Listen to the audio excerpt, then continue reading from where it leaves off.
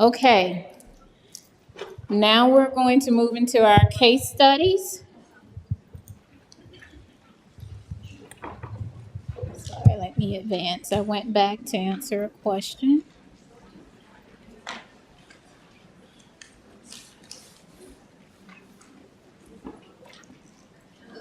If you did have any questions that you prefer not to come to the microphone, or that you want to ask in person, or you want to send us an email, please remember the email address nhsn@cdc.gov.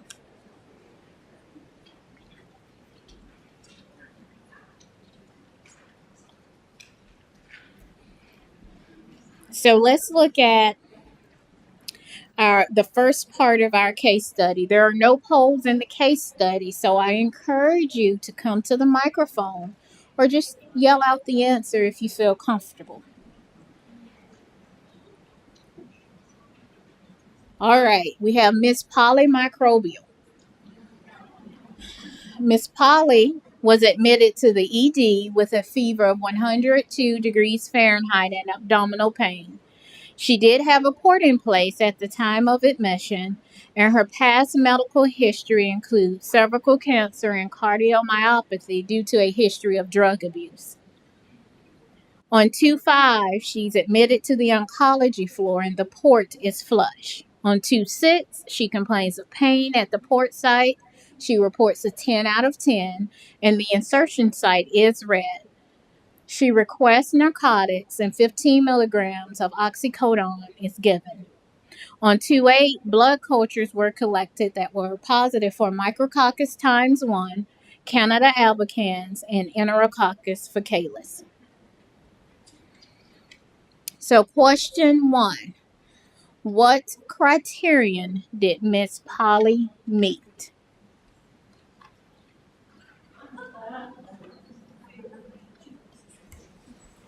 I heard C. C is correct. LCBI 1.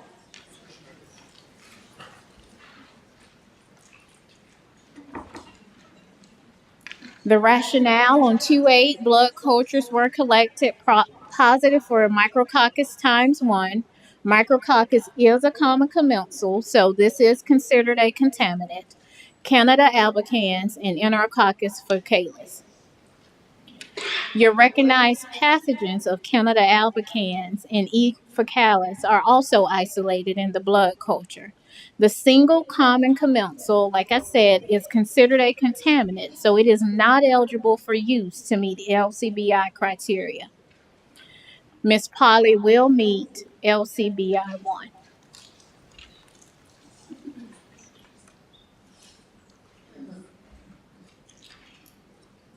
Question 2. Is this a POA or HAI event? HAI. Very good.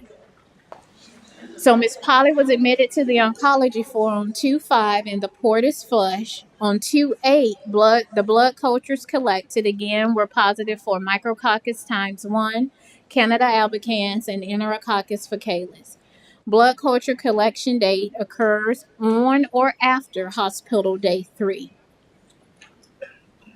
This is an HAI event because the date of event occurred on calendar day 4. Let's move on to question 3. What is the date of event? Come on. Did I hear 2/6? 2/8? Okay. It is 2/8. Miss Polly met LCBI criterion since recognized pathogens were isolated in the blood culture. No additional signs or symptoms are needed to meet LCBI 1. Identification of a positive blood culture is the only element required to meet LCBI 1 criterion, so 2/8 is your date of event. All right, part 2. On 2/9, Miss Polly's port is deaccessed after specimen collection and port removal is scheduled due to the positive blood culture results. A peripherally inserted central catheter is placed for temporary access. After administration of meds, Miss Polly asks to leave the floor to visit with some of her friends. Yeah, you already know. You already know. The central line is discontinued and capped by the nerve so the patient can leave the floor. The patient returns to the unit slurring her words and unable to keep her eyes open. The safety cap is missing and the central line is uncapped. The nurse suspects that Miss Polly is tampering with her central line. Oh, goodness. All right. On 210, the nurse informs the physician of the events and orders the discontinuation of the pig and all narcotics. You know where this is going. The nurse documents patient is suspected of injecting into the central line. Miss Polly is not alert. Miss Polly is now alert, but is very unhappy about removal of the central line and discontinuation of narcotics. On 212, she spikes a fever of 101.2 degrees Fahrenheit and has an increased WBC count. Blood cultures are collected, but they are negative. She is then transferred to the ICU. So, on February 8th, how many central line days have occurred to determine if the BSI is a CLABSI? D as in dog. Okay, D.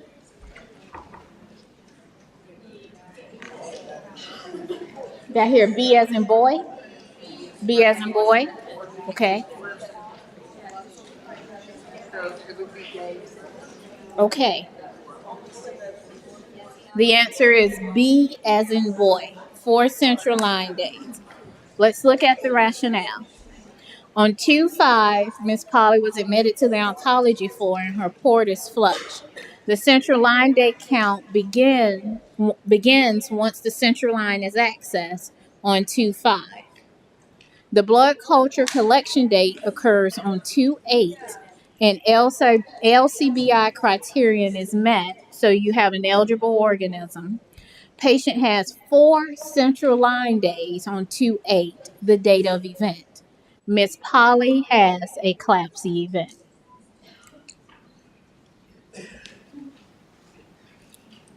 Is the patient self-injection CLABSI exclusion met? Okay. Oh, yes, it is. The blood culture collection date occurs on 2-8 and LCBI criterion is met. The positive blood cultures on 2-8 will establish an IWP of 2-5 through 2-11.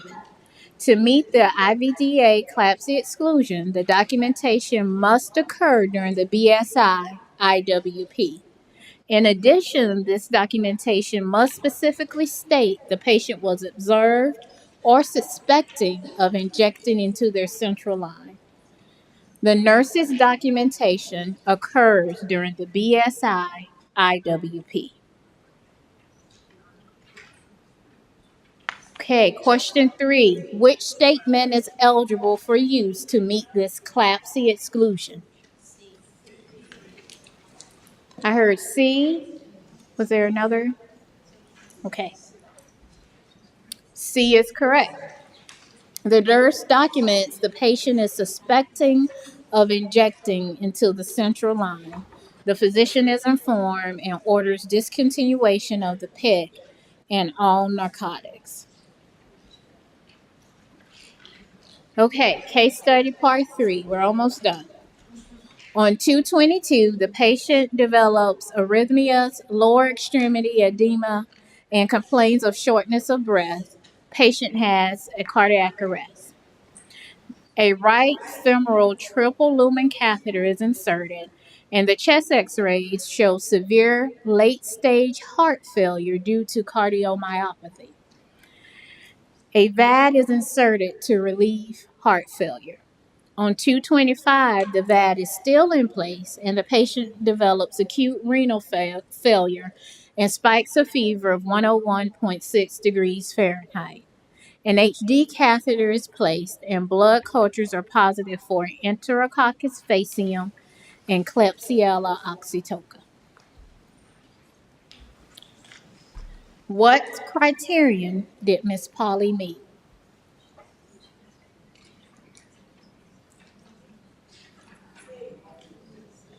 C? Okay. C is correct. The blood cultures collected were positive for recognized pathogens E. faecium and Klebsiella. No additional signs or symptoms are needed to meet LCBI1 criterion. Identification of a positive blood culture is the only element required to meet LCBI1 criterion. Therefore, Ms. Polly meets LCBI for an LCBI1. Question 2. On February 25th, how many central line days have occurred to determine if the BSI is a CLABSI? Very good. 4. C. On 222, the patient has a right femoral triple lumen catheter inserted. Central line day counts begin once the central line is accessed, and that is 222 when the line is placed.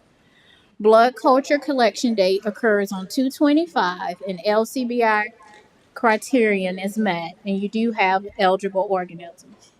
The patient will have 4 central line days on 225, which is the date of event. Miss Polly has a CLABSI event because there was an eligible central line in place. How should you answer the central line field when reporting this event? Yes. So starting in 2019, I have to move quickly. So starting in 2019, the central line data field should be marked yes if there is an eligible central line and a ventricular assist device present that has been present for more than 2 days on the BSI date of event and still in place on the date of event or the day before. The VAD was inserted on 222 and the BSI date of event is 225. How should you answer the device field when reporting this event? Yes. Yes, you're correct. Events should be when the bad CLABSI exclusion is met, events should be reported by marking the central line risk factor field as yes, as noted on the previous question, as well as the VAD field. Great job, everyone. This concludes this portion of the case study. I will now turn the presentation over to my colleague. Good morning. My name is Prachi Patel, and before we start the secondary BSI session, we're going to do a quick CLABSI group exercise, the analysis portion. So I believe that in your resource manuals, you do have a copy of this, and if you are watching online, it should be on that site that was sent out.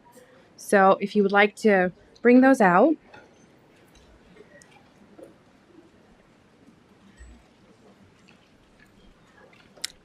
So you have been tasked to review your facility CLABSI data for Q1 of 2019.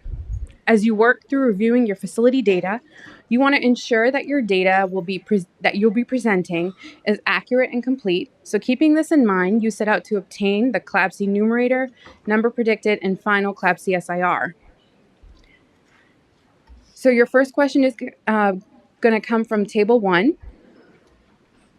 These are the 2 questions. Again, they should be in your manual. I'm not going to read through them. I want to give you the most time I can. And you will also be calculating the number predicted. Don't look too excited. And this is going to help you. This may not be in your resource manual, but I just wanted to put this up here so you have all the parameter estimates. And I'm going to leave this up here and give you all like 7, 8 minutes to work through this. This information should also be in the CLABSI slides for the presentation that I did yesterday, but I just wanted to provide it for you if you didn't want to go through it.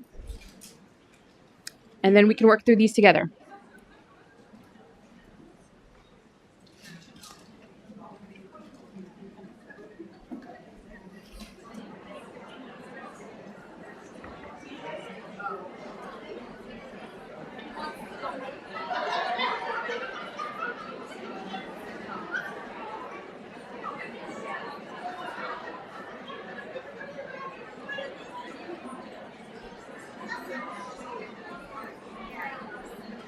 So are we all ready to work through it together?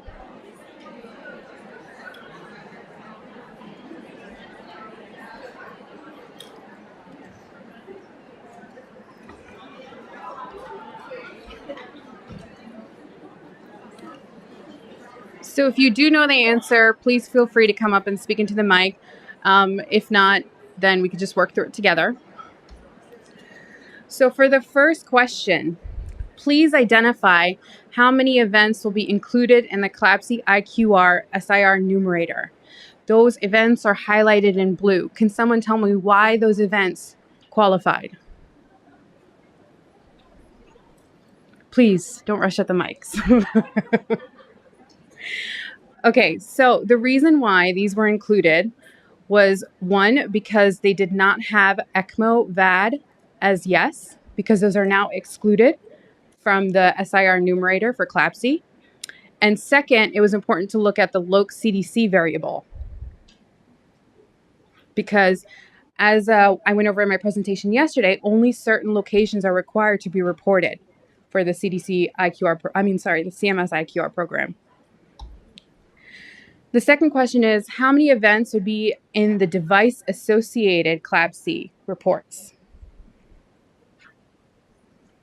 Those are all highlighted in blue.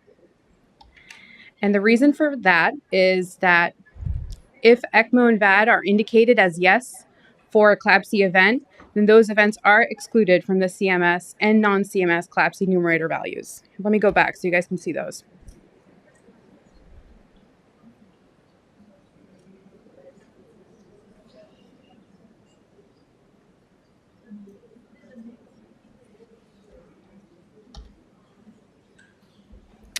So moving on to question 3. So we wanted to calculate the number predicted for a facility. This is a general acute care facility, and in their most recent survey, they had 650 beds. This is a graduate teaching facility, and we want to calculate the number predicted for a surgical ward within that facility. This ward had a cumulative total of 1,751 device days. Now, if this looks familiar, it is from my presentation yesterday. To your left is the model, and to your right is going to be the parameter estimates that were from the SIR guide. So the surgical ward falls into the category of select adult wards, which has a parameter estimate of 0.1797. So as you remember, you would put a 1 in those parentheses, indicating that your facility does have this specific risk factor. And for the other location categories, you would enter 0 because you're only calculating for your surgical ward. So then moving on, this facility had a bed size of 650 beds, which would mean that it would fall into the category up top highlighted in yellow, greater than 224 beds. That has a parameter estimate of 0.2571. So for that variable, you would put in a 1, indicating your facility had this risk factor. The second parameter estimate that you would enter as 1 would be the medical school affiliation. This is a graduate teaching facility. So for that parameter estimate, you have 0.1494. Then to do the calculation, you would take the exponent, which on your scientific calculators is the e to the power of x. That's what it looks like. So you would take your intercept, which is negative 7.6325, then your risk factor of your surgical ward, which is 0.1797 times 1, you would add that. Then your number of beds, which is 0.1494, plus your graduate teaching facility, which is 0.2571. Once you've added those up, you would take the exponent, which is e to the power of x, and that value is 0.000870624. Once you get that value, you multiply it by the central line days, which is 1,751 central line days. And that will give you your number predicted as 1.524.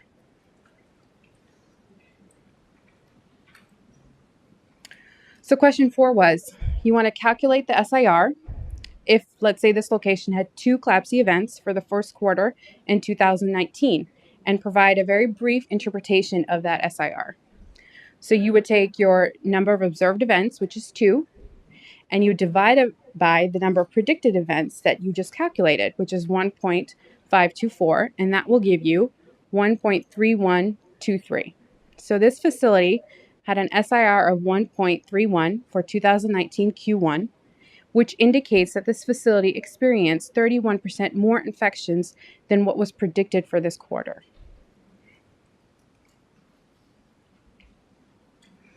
And question 5.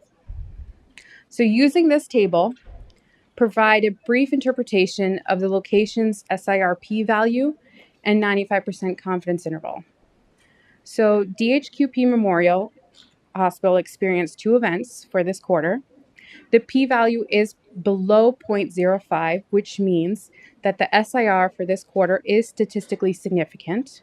There is a statistical difference between the number of infections that were predicted than what was observed. The confidence interval does not include the value of 1, which also indicates that the SIR for this quarter is significant, and this is in agreement with the p-value interpretation. That is all that I have for you,